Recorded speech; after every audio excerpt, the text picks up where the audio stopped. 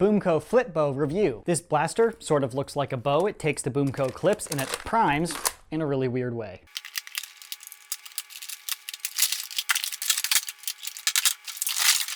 Included is the blaster, the accessories to the blaster, the clip, a few BoomCo darts, the instructions, and a target. So going over the blaster in a bit more detail, starting with the front here.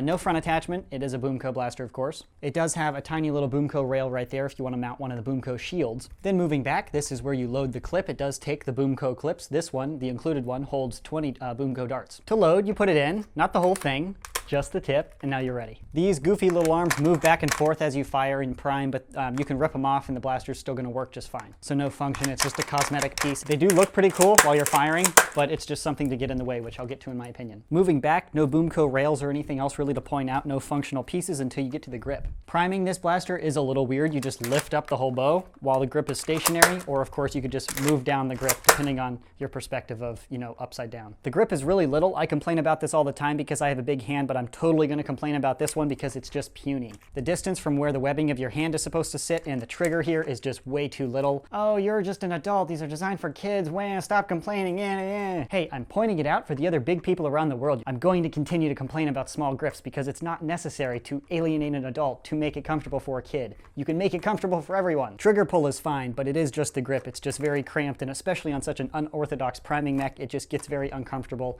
very quickly. Small gap. It's not actually optimal for a sling mount unless you have a wicked big like carabiner as a sling point there. But that is it for the externals and the functions there. It does look really cool, but there are no other functions or buttons or anything I need to point out. So again, operation, you load up your BoomCo clip, you put it in there, just the tip, lift up the whole blaster, and then you can fire once. It is a spring-powered blaster, so that should make sense.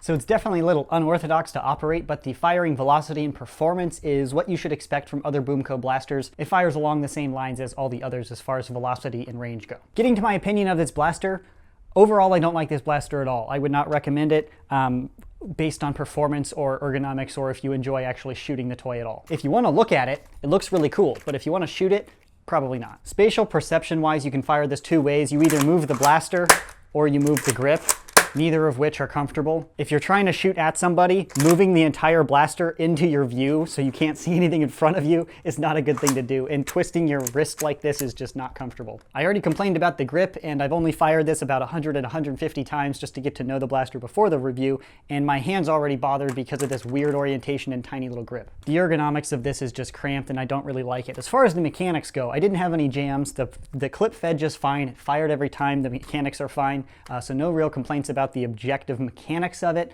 I just don't like the philosophy of the externals or the usability. These little wing things here, if you don't like them but you like the rest of the blaster, you can rip them off. The blaster still fires. There aren't any internal locks prohibiting the use of the blaster if you rip these off, whatever. And I would definitely recommend ripping these off if you want to use the blaster because these little things move back and forth right where you want to put your hand to stabilize the blaster. You can't put your hand under here because the clip is going to be shooting through. These stupid things move back and forth, so you end up putting your hand way in the back here, and it really should be up front to maintain control of it, especially when you're trying to go fast. And you gotta go fast. Nobody goes slow. You gotta go as fast as you can.